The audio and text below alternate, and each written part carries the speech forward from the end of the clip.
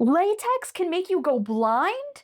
Well, from the bottle tree, it can. Also known as Pachypodium lealii, it is a caudiciform succulent. Caudiciform refers to the absolute chunk it has at the bottom to store the water. And when I heard it was a succulent, that kind of threw me, because when I hear succulent, I think of those tiny little plants that you put in those mini pots that are super cute.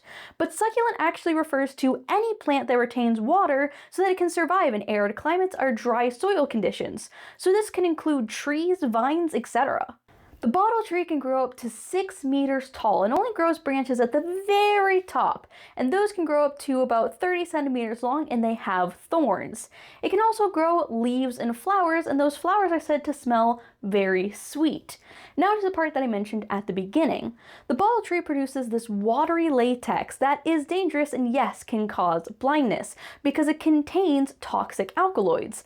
And the way that this latex is used in native populations in Namibia and southern Angola is that they use it as poison on arrows.